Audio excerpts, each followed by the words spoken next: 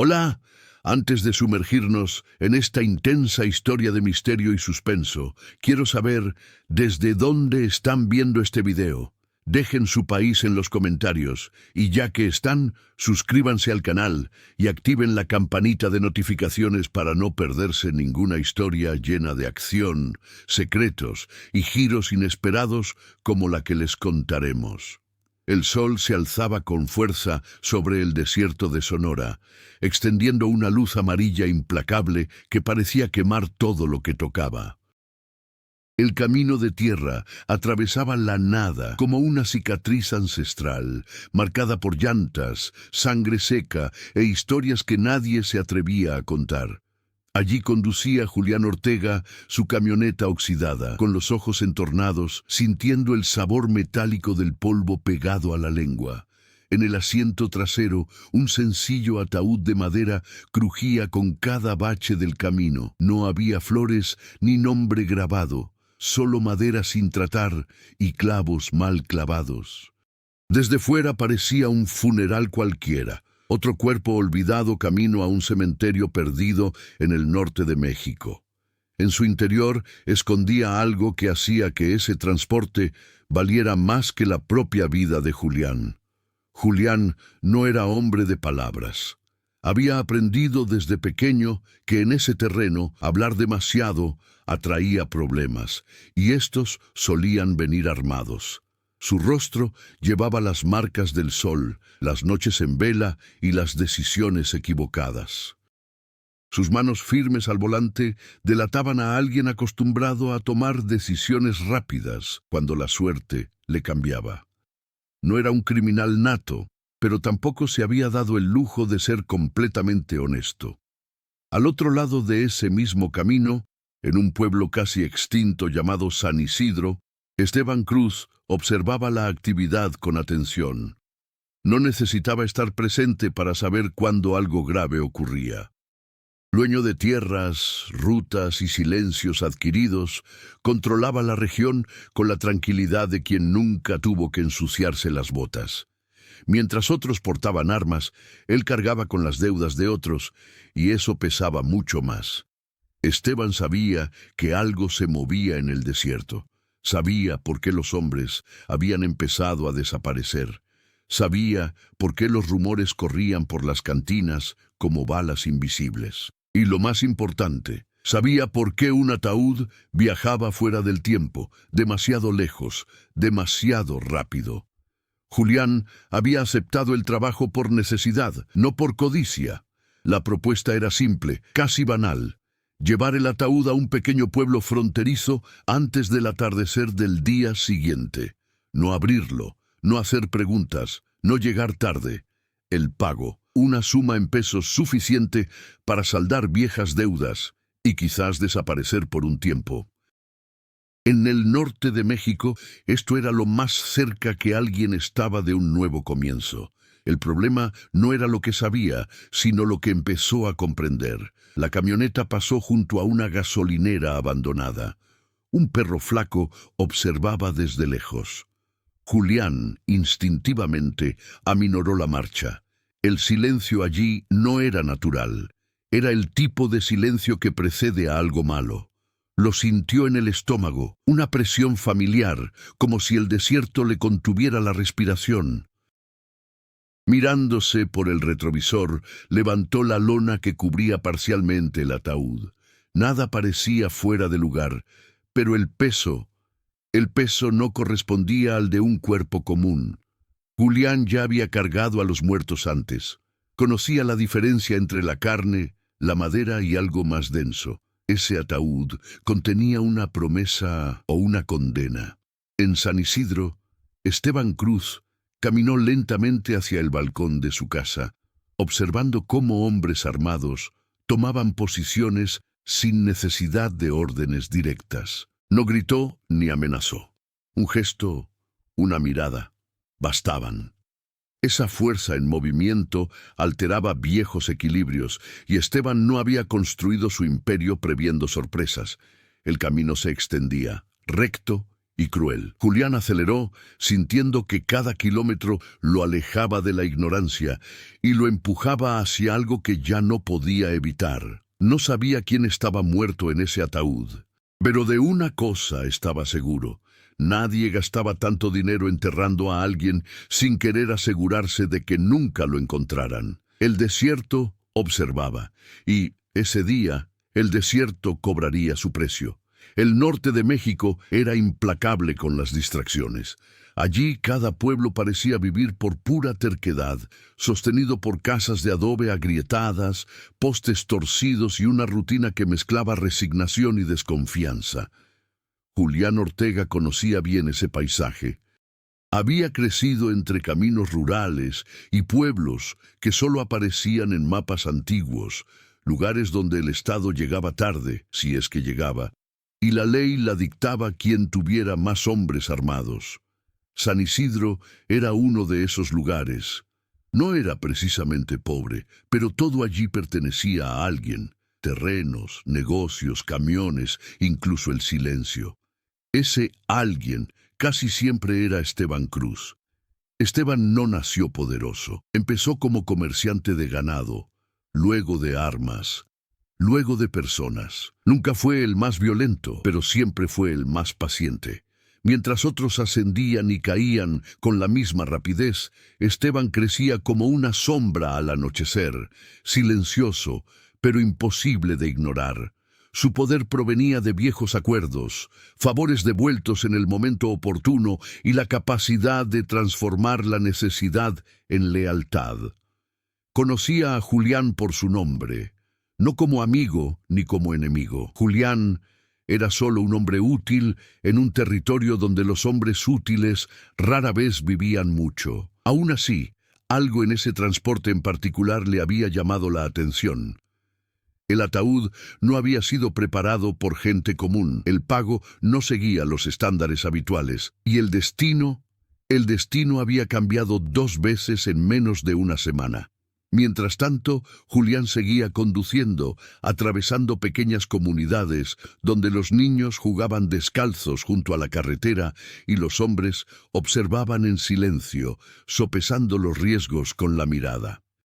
Solo se detuvo el tiempo suficiente para repostar y continuar. No comía en restaurantes ni dormía en hoteles. Conocía el precio de la curiosidad ajena. Durante una de estas paradas rápidas, una anciana se acercó vendiendo agua y tortillas. Julián pagó sin discutir. Al pasar cerca de la parte trasera de la camioneta, se santiguó rápidamente, casi automáticamente. Eso lo incomodó más de lo debido. No era miedo religioso, sino reconocimiento, como si ella supiera que no solo llevaba un cadáver. Julián no era inocente. Ya había transportado mercancías ilegales antes, pero este trabajo tenía reglas demasiado estrictas para algo común. No abrir el ataúd era una de ellas. Otra era no parar después del atardecer. La tercera era no aceptar ayuda de nadie, bajo ninguna circunstancia. Reglas como esas no eran para proteger mercancía, eran para proteger secretos. Esteban, por su parte, recopilaba información sin moverse de su sitio. Un camionero había hablado demasiado en una cantina. Un policía local había aceptado un pago por comentar sobre un reporte inusual. Los pequeños detalles encajaron: un envío sin documentación formal, una ruta que evitaba peajes y controles militares, un ataúd sellado rumbo a la frontera. Esto despertó viejos recuerdos en Esteban. Años atrás, una traición le había costado caro. Un socio había intentado desaparecer con dinero que no le pertenecía. Nunca encontraron el cuerpo. Desde entonces, Esteban había aprendido que el dinero debía ser visible, o estar enterrado lo suficientemente profundo como para no volver jamás. En el desierto, Julián empezó a darse cuenta de que ya no estaba solo. Huellas recientes de neumáticos aparecían y desaparecían en la arena. A veces, un punto lejano reflejaba la luz del sol durante demasiado tiempo para ser casualidad. No aceleró ni aminoró la marcha, simplemente siguió adelante. En el salvaje oeste moderno, Mostrar miedo era una invitación. Personajes secundarios orbitaban esa ruta invisible. Un viejo conocido de Julián, que ahora trabajaba como mecánico en un pueblo, se negó a ayudarlo al ver el ataúd. Un policía federal fingió no notar demasiadas irregularidades. Un grupo armado cruzó la calle sin intercambiar palabras, pero grabando cada detalle. Cada interacción añadía tensión, dejando claro que esta historia no pertenecía solo a Julián y Esteban. El ataúd era el centro de una antigua red, tejida a partir de deudas, venganzas postergadas y acuerdos incumplidos. El México que rodeó ese viaje no era solo un telón de fondo, era una fuerza activa. La cultura del silencio, el miedo heredado, la desconfianza entre vecinos, todo influía en las decisiones. Allí nadie creía en las casualidades. Si algo ocurría, era porque alguien lo había permitido. Al ponerse el sol, tiñendo el cielo de naranja y rojo, Julián sintió el verdadero peso de lo que llevaba. No era solo dinero, era la prueba de algo que alguien quería enterrar para siempre. Y cuanto más avanzaba, más claro se volvía que no importaba quién estuviera muerto en ese ataúd. Lo que realmente importaba era quién seguía vivo y dispuesto a matar para mantenerlo cerrado. El primer intento de interrumpir ocurrió antes del amanecer. Julián había estacionado la camioneta detrás de un grupo de rocas, donde el viento del desierto enmascaraba el sonido del motor y la noche aún conservaba el frío. Llevaba días sin dormir profundamente, solo cerrando los ojos durante minutos, atento a cualquier ruido inusual. Cuando oyó acercarse el motor, no se asustó. Lo esperaba. Los faros aparecieron a lo lejos, apagándose antes de acercarse demasiado. Profesionales. Julián arrancó la camioneta lentamente, como si simplemente reanudara su viaje, y se alejó por la carretera secundaria que había marcado mentalmente horas antes. No fue una huida desesperada, fue un movimiento calculado. En el desierto, quienes corrían morían rápidamente. Los vehículos que lo seguían mantenían la distancia. No querían una confrontación abierta, querían una confirmación. Una confirmación de que el ataúd era real, de que seguía con él, de que el hombre al volante era el correcto. Eso decía mucho. Si hubieran querido matarlo, ya lo habrían hecho. Mientras tanto, en San Isidro, Esteban Cruz recibía informes fragmentados. No se levantó de la silla al enterarse de que Julián se había desviado de la ruta principal. Simplemente respiró hondo. Eso confirmó sus sospechas. El transporte era demasiado importante como para seguir rutas obvias. Esteban ordenó que nadie atacara todavía. Primero, necesitaba asegurarse del contenido. El conflicto comenzó a intensificarse no con disparos, sino con decisiones. Julián sabía que cada kilómetro adicional aumentaba el riesgo. La frontera aún estaba lejos y el combustible comenzaba a ser una verdadera preocupación. Parar en cualquier gasolinera significaba exponerse. No parar significaba quedarse varado en medio de la nada. Eligió un pueblo demasiado pequeño para aparecer en los mapas actuales. Casas bajas, calles estrechas, una gasolinera improvisada con surtidores viejos. Al entrar, sintió que lo miraban fijamente como polvo. No había curiosidad, solo cálculo. Cualquiera que llegara sin invitación solía traer problemas. Mientras repostaba, dos hombres se acercaron fingiendo hablar. Julián no los miró. Terminó el trabajo, pagó y se subió a su vehículo. Antes de irse, vio en el reflejo del escaparate que uno de ellos hablaba por teléfono. El tiempo se agotaba. Más adelante, el camino se estrechaba entre colinas rocosas. El escenario parecía perfecto para una emboscada.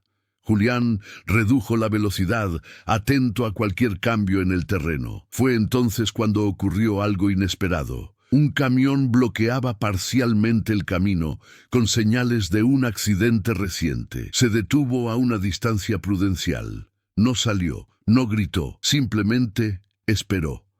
El silencio duró unos segundos demasiado largos. Hombres armados emergieron de detrás de las rocas. No llevaban uniforme, pero su comportamiento delataba su organización. Uno de ellos le indicó a Julián que apagara el motor. No obedeció. La respuesta fue rápida. Un disparo impactó en el capó, haciendo volar polvo y metal. Julián aceleró. La camioneta rozó al camión, bloqueando el camino, mientras los disparos resonaban en el barranco. Una de las llantas traseras recibió un impacto, pero no reventó del todo. Continuó, controlando el volante con firmeza, sintiendo el vehículo vibrar como si estuviera a punto de desmoronarse. La persecución no duró mucho. Los hombres se retiraron en cuanto se dieron cuenta de que no podían detenerlo sin destruir el ataúd. Eso fue revelador. El contenido era más importante que el mensajero. Desde ese momento, Julián tuvo la certeza de que ya no era solo un transportista. Se había convertido en parte activa del conflicto. Esteban Cruz, al recibir la noticia de la emboscada fallida, no mostró enojo, mostró interés. Quienquiera que hubiera atacado sin sus órdenes había demostrado prisa, y la prisa en ese juego era señal de miedo. Esteban se dio cuenta de que había más jugadores involucrados. Alguien intentaba reclamar algo antes de que él pudiera hacerlo. Eso lo cambió todo. No se trataba solo de controlar el resultado, sino de evitar que un viejo secreto resurgiera. El conflicto ahora tenía múltiples capas. Julián necesitaba sobrevivir. Esteban necesitaba confirmar lo que estaba en juego.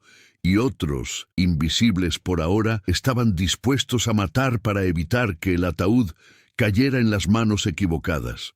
El desierto volvió a cerrarse sobre el camino. El cielo se despejaba lentamente, y con él llegó la certeza de que a partir de ese momento toda decisión sería definitiva. Ya no había neutralidad. El ataúd había dejado de ser una carga, se había convertido en una sentencia. Tras la emboscada, Julián comprendió que la ruta original estaba muerta. Seguir con el plan significaba caer en nuevas trampas cada vez más agresivas. Se desvió hacia un camino casi borrado por el tiempo, usado solo por antiguos contrabandistas y lugareños que desconfiaban de los mapas digitales. La decisión no fue solo estratégica, sino personal. Esa región traía consigo recuerdos que había evitado durante años. Fue allí donde tomó forma la primera subtrama. En un pueblo aislado, Julián conoció a Tomás, un expolicía que había abandonado la fuerza tras negarse a participar en un programa local. Tomás ahora se ganaba la vida reparando generadores y vendiendo combustible almacenado en bidones. Ambos se conocían de antes, por un incidente sin resolver relacionado con una entrega que terminó en muertes que nunca se investigaron oficialmente. El reencuentro fue abrupto, sin abrazos ni preguntas directas. Tomás se fijó en el ataúd en cuanto vio el camión. No pidió explicaciones, simplemente dejó claro que la carga traería problemas mayores de los que Julián imaginaba. Aún así, ofreció ayuda, no por amistad, sino por obligación moral. La subtrama no era redención, era consecuencia. Tomás proporcionó suficiente combustible para unas horas más y señaló un desvío que evitaba zonas vigiladas por grupos vinculados a Esteban Cruz. A cambio, solo pidió una cosa: que Julián no llevara ese ataúd a la frontera norte, donde todo quedaría oculto. Había demasiadas viejas historias enterradas allí. Mientras tanto, otra subtrama se desarrollaba lejos de la carretera. Esteban Cruz comenzó a enfrentar resistencia interna. Uno de sus hombres de confianza presionaba para que se tomaran medidas directas, argumentando que dejar vivo a Julián ponía en peligro el control de la región. Esteban se dio cuenta de que esta insistencia no era solo preocupación, sino interés propio. La lealtad comenzaba a resquebrajarse, y eso era más peligroso que cualquier enemigo externo. Esteban ordenó vigilar no solo a Julián, sino también a sus propios aliados. El ataúd actuó como catalizador, revelando ambiciones ocultas y traiciones silenciosas. Hombres que siempre habían obedecido sin rechistar, ahora sugerían alternativas, reuniones secretas y soluciones precipitadas. De vuelta en la carretera, Julián empezó a sentir la presión del tiempo. El retraso forzado significaba que el pago prometido podría no existir. Además, los rumores se extendieron rápidamente. Cada pueblo parecía saber un poco más de lo debido. La subtrama del miedo colectivo se apoderó de todo. Puertas cerradas temprano, gasolineras negadas, rostros desviados al ver la camioneta. Otra complicación surgió cuando Julián se dio cuenta de que lo seguían no un solo grupo, sino dos. Un grupo mantuvo las distancias, actuando con profesionalismo y organización. El otro cometió errores, dejó rastros y actuó con urgencia. Esto indicaba un conflicto de intereses. No era solo Esteban Cruz quien estaba en juego. Había alguien que necesitaba recuperar el ataúd antes de que llegara a su destino. El pasado de Julián empezó a pesarle.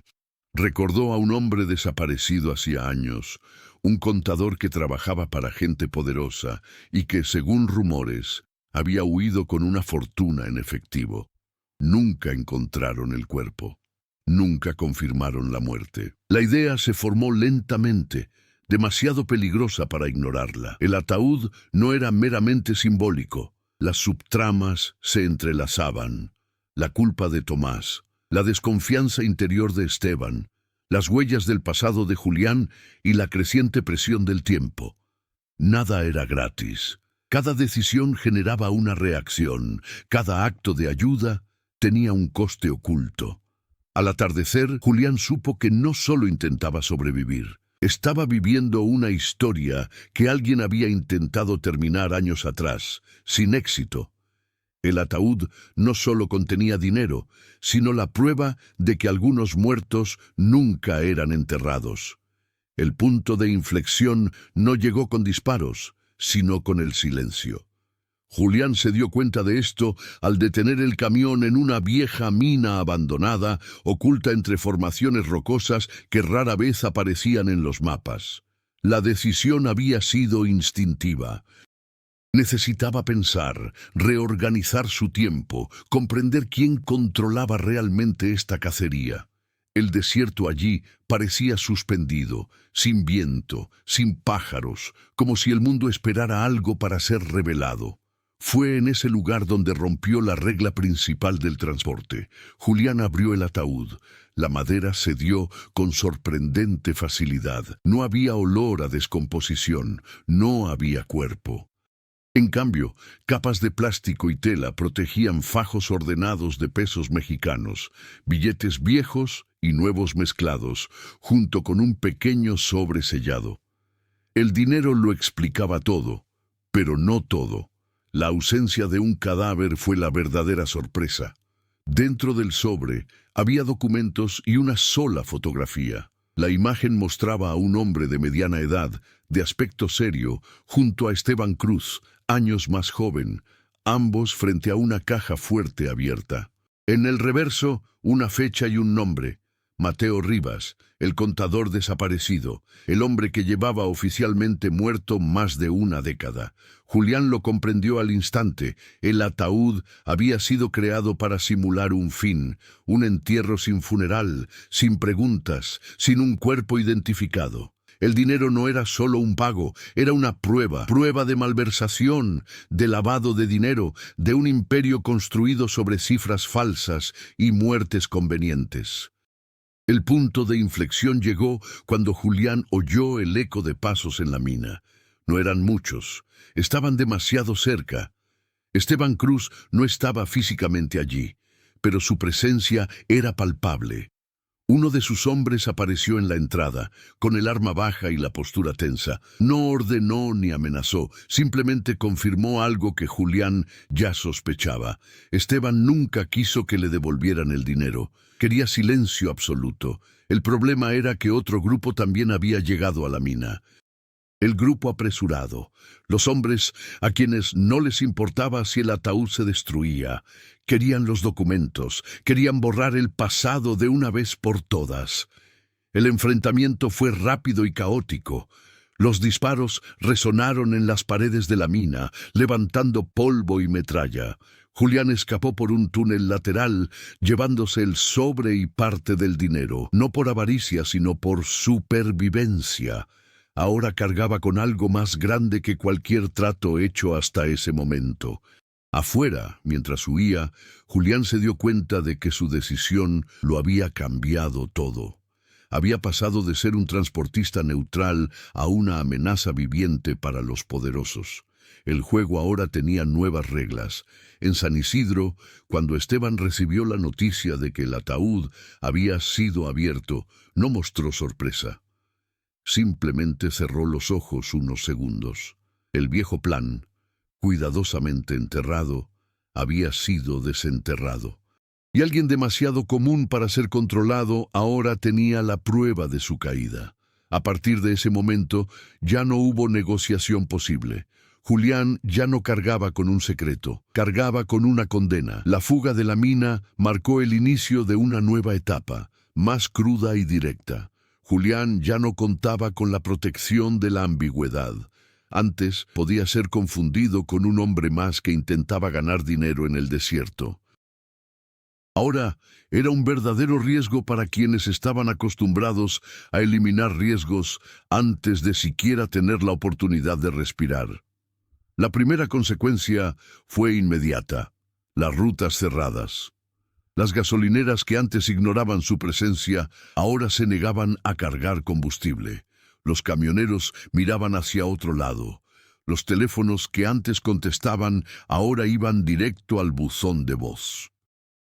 El norte de México funcionaba como un organismo vivo, y la orden se había difundido sin palabras. Julián Ortega estaba marcado. Por parte de Esteban Cruz, las reacciones fueron calculadas, pero profundas. Convocó solo a 2 hombres a la reunión. Ambos veteranos, ambos silenciosos. No hubo gritos ni castigos inmediatos. Esteban comprendió que la pérdida de control se debía a un exceso de confianza. El pasado que creía enterrado había estado protegido durante demasiado tiempo sin ser destruido por completo. La reacción de Esteban fue cambiar las reglas del juego. Si los documentos salían a la luz, el dinero no importaría. Si Julián era asesinado sin recuperar la evidencia, otros podrían encontrarla. La prioridad era localizar el sobre, no al hombre. Julián se volvió desechable, mientras el pasado permaneciera en silencio. Mientras tanto, el grupo rival, el que había actuado con precipitación desde el principio, intensificó la búsqueda. A diferencia de los hombres de Esteban, no les importaron los daños colaterales. 2 cadáveres aparecieron en un pueblo por el que Julián había pasado horas antes. No había mensaje escrito, pero el mensaje era claro. El conflicto había trascendido los límites habituales del silencio. Julián sintió el peso psicológico de la decisión que había tomado. No había tiempo para largas reflexiones, pero cada decisión tenía ahora un impacto inmediato. Abandonó la camioneta en un barranco y continuó a pie por viejos senderos, llevándose solo el sobre, una pistola y una pequeña cantidad de dinero. El ataúd permaneció atrás, vacío de significado. La consecuencia más inesperada llegó cuando Tomás reapareció, no para ayudar directamente, sino para advertir. Confirmó que el nombre de Mateo Rivas había comenzado a circular de nuevo, lo que atraía la atención de las autoridades federales. Lo que antes era un problema local, ahora amenazaba con escalar a nivel nacional. Este cambio alteró las reacciones de todos los involucrados. Esteban comenzó a actuar con más cautela, evitando acciones visibles. El grupo rival se volvió más agresivo, intentando resolverlo todo antes de que llegaran los investigadores. Julián, en medio de todo esto, se dio cuenta de que su supervivencia dependía del tiempo. Cuanto más tiempo permaneciera el sobre, más difícil sería para cualquiera de los dos bandos actuar sin mayores consecuencias. A su alrededor, México parecía apretarse. Helicópteros distantes cruzaban el cielo a horas irregulares.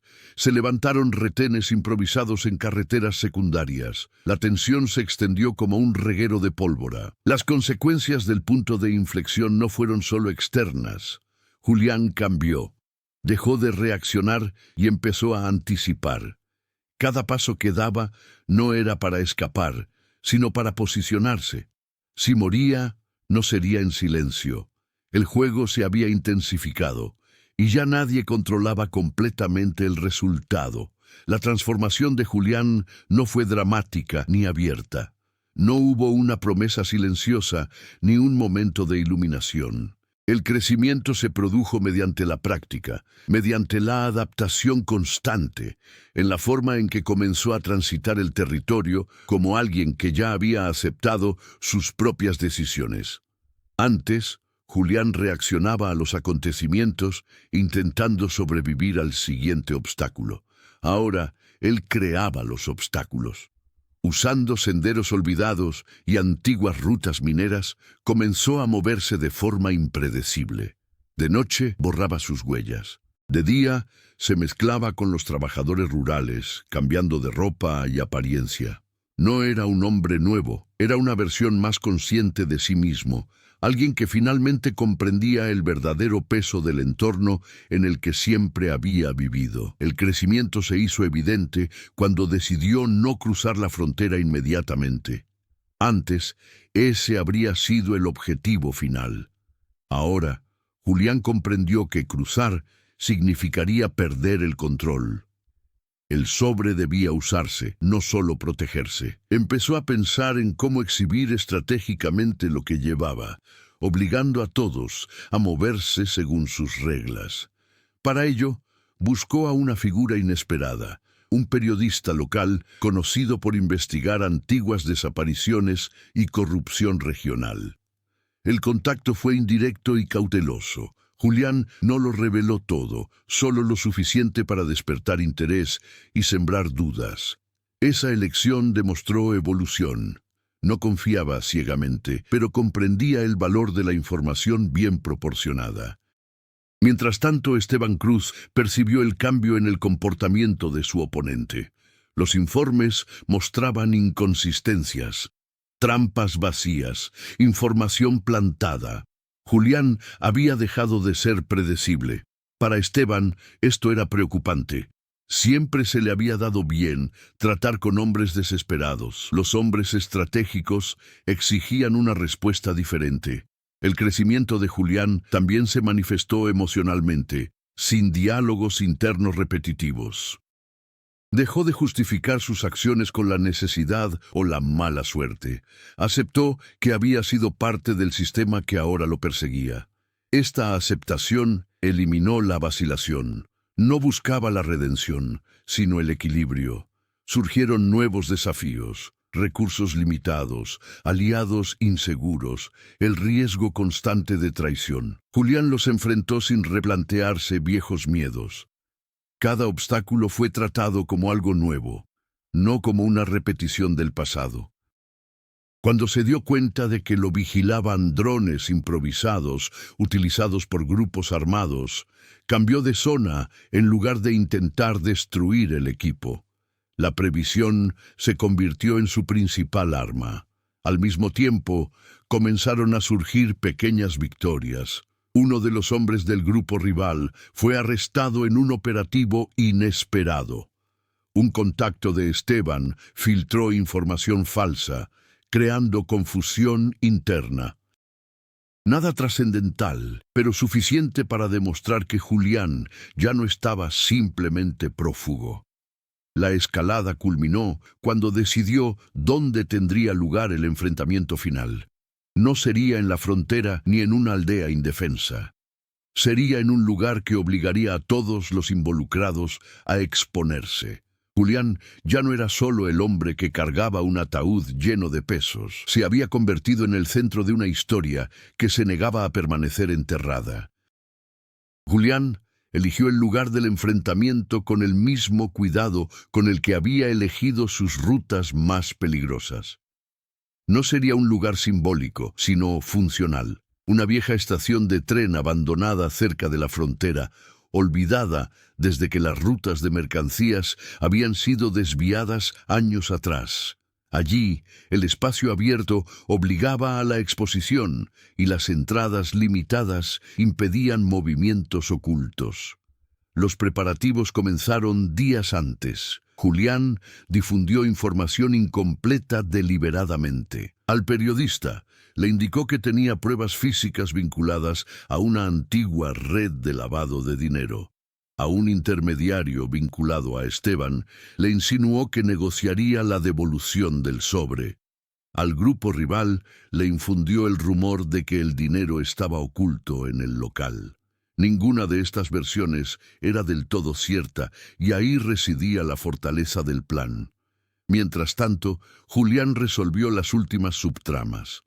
Tomás recibió un breve mensaje informándole que su deuda había sido saldada. El periodista recibió instrucciones de no presentarse en persona, solo de contactar a contactos de confianza en el momento oportuno. Cada decisión cerraba puertas, eliminando distracciones. La tensión aumentó sin necesidad de discursos. Los vehículos empezaron a circular con más frecuencia de lo habitual por las carreteras cercanas. Hombres desconocidos observaban desde lejos. El aire transmitía esa sensación común en los momentos decisivos.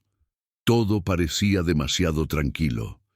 Esteban Cruz entendió el mensaje. Sabía que Julián intentaba forzar un resultado suficientemente público como para limitar las acciones extremas. Aún así, no podía ceder. Su preparación fue silenciosa. Seleccionó a unos pocos hombres, los más experimentados, los que sabían cuándo disparar y cuándo esperar. Para Esteban, esto no era solo una confrontación, era la corrección final de una vieja falla. El grupo rival, por otro lado, se preparaba agresivamente. No tenían intención de negociar. Querían resolverlo todo rápidamente, antes de que interviniera ninguna autoridad. Esta diferencia de enfoque creó una tensión invisible entre los cazadores. La noche anterior a la reunión, Julián revisó el sobre por última vez. Separó los documentos clave, memorizó los detalles y destruyó las copias innecesarias. Sabía que, en el clímax, podría no tener tiempo para largas explicaciones. Todo tendría que funcionar en unos pocos movimientos rápidos. El entorno era propicio para el desastre. La estación abandonada crujía con el viento. Las vías oxidadas se entrecruzaban en el terreno y los almacenes vacíos proyectaban profundas sombras. La escena no ofrecía consuelo ni protección, solo consecuencias. Al amanecer, Julián llegó primero. No para esconderse, sino para ocupar el espacio. Se colocó donde todos pudieran verlo al llegar. La preparación estaba completa.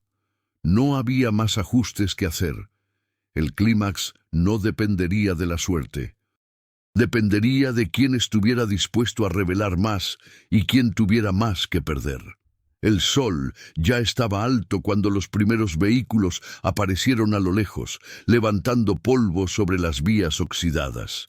Julián permaneció inmóvil en el centro de la vieja estación, demasiado visible para cualquier intento de sorpresa. El viento azotaba las estructuras metálicas, haciéndolas crujir como si todo el lugar anunciara que algo estaba a punto de resolverse. El grupo rival llegó primero.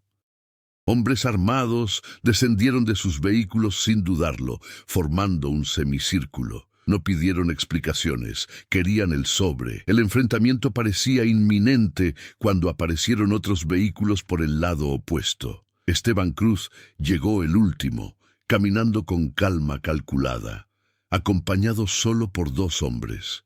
Su presencia cambió el ambiente al instante. Los 2 grupos se evaluaron mutuamente, conscientes de que compartir ese espacio era tan peligroso como enfrentarse a él. Julián habló poco. No pronunció ningún discurso. Sacó el sobre de su chaqueta y lo mantuvo visible. Eso fue suficiente. La tensión estalló cuando uno de los hombres del grupo rival intentó avanzar. El primer disparo sonó, seco, destrozando cualquier ilusión de control. El espacio se sumió en el caos. Los disparos rebotaron en las vías, los fragmentos de metal volaron, los gritos se mezclaron con el sonido del viento. Julián se movía con precisión, no como un héroe, sino como alguien que había aceptado el riesgo. Se cubría con columnas de hormigón, avanzaba cuando era necesario y se retiraba cuando el espacio se acortaba. No intentaba matar, intentaba sobrevivir lo suficiente para que el plan funcionara. El punto de inflexión llegó cuando Esteban se dio cuenta demasiado tarde de que Julián había desencadenado algo más grave. Las sirenas comenzaron a resonar en la distancia. No fueron inmediatas, pero eran reales. La periodista había hecho su parte, la información circulaba. El grupo rival intentó retirarse, pero fue demasiado tarde. Uno de ellos cayó herido, otro soltó su arma y huyó. Esteban observó cómo se desarrollaba la escena. Por primera vez en años no tenía el control total. El enfrentamiento final entre Esteban y Julián no fue físico. Fue silencioso. Se miraron fijamente a solo unos metros de distancia. Esteban comprendió que el dinero, los documentos, todo había perdido su valor en el momento en que se hizo público. Julián no ganó por pura fuerza, ganó por exposición. Cuando finalmente llegaron las autoridades, encontraron una escena imposible de ignorar. Hombres armados, vehículos abandonados, un antiguo nombre que reaparecía en los registros, Mateo Rivas. El clímax no culminó en una muerte gloriosa, sino en la ruina inevitable. Y, en ese momento, la transformación de Julián fue completa. Había dejado de ser parte del sistema y se había convertido en el punto de ruptura. Los días que siguieron al enfrentamiento en la estación de tren no fueron ruidosos, pero sí decisivos. La región se sumió en un silencio extraño, distinto del impuesto por el miedo. Ahora era un silencio de espera, de consecuencias que se acumulaban lentamente, como polvo tras una explosión lejana. Esteban Cruz no fue arrestado ese día. Hombres como él rara vez eran esposados de inmediato. Sin embargo, su imperio comenzó a desmoronarse desde dentro. Cuentas congeladas, propiedades investigadas, aliados citados a declarar. La mera reactivación del nombre Mateo Rivas en los registros oficiales bastó para abrir archivos que nunca debieron haber sido tocados. El poder de Esteban, cimentado sobre la invisibilidad, comenzó a hacerse visible y por esa misma razón frágil. El grupo rival desapareció tan rápido como había aparecido. Algunos miembros fueron capturados, otros cruzaron la frontera a toda prisa. Sin ningún secreto que proteger, ya no había razón para quedarse. La violencia cesó no por acuerdo, sino por futilidad. Julián fue interrogado durante horas. No intentó mostrarse héroe ni víctima, solo dijo lo necesario. El sobre, ahora en las manos adecuadas, dejó de ser un arma para convertirse en prueba. Parte del dinero fue incautado. Otra parte nunca salió a la luz oficialmente, disuelta en las fallas de un sistema que siempre supo ocultar lo que no quería ver. La vida de Julián no volvió a ser la de antes, ni se transformó de inmediato en algo mejor. Partió del norte de México sin anunciarse, sin despedidas. Ya no llevaba ataúdes ni promesas. Solo llevaba la certeza de haber sobrevivido al momento en que todo exigía una decisión definitiva. México a su alrededor seguía su curso. Los pueblos persistían obstinadamente. Los caminos seguían devorando historias. Pero algo había cambiado. Un antiguo secreto había salido a la luz, dejando huellas que no se desvanecieron fácilmente. El viaje de Julián no se trataba de una redención completa. Se trataba de romper un ciclo de silencio, y, en ese territorio, eso ya era una victoria excepcional. Meses después, Julián observaba el desierto desde lo alto de una colina cerca de la frontera. El viento traía polvo y recuerdos, pero él permanecía tranquilo, desconectado de todo y de todos. El sobre, ahora a salvo en manos de confianza, ya no era una carga, sino la prueba de que las decisiones pueden cambiar el destino. Esteban Cruz, aunque aún libre, permaneció aislado en sus propiedades, consciente de que cualquier paso en falso sería fatal. Y, en el silencio de México, historias enterradas durante años finalmente podían ser contadas. Si te intrigó el viaje de Julián Ortega y el ataúd lleno de pesos, comparte esta historia con tus amigos y familiares y descubre cómo reaccionarían ante decisiones imposibles. Comenta abajo. ¿Tendrías el valor de abrir un ataúd sin saber qué hay dentro? Cada decisión puede cambiarlo todo, y esta historia demuestra que, en el desierto mexicano, no todos los secretos permanecen enterrados.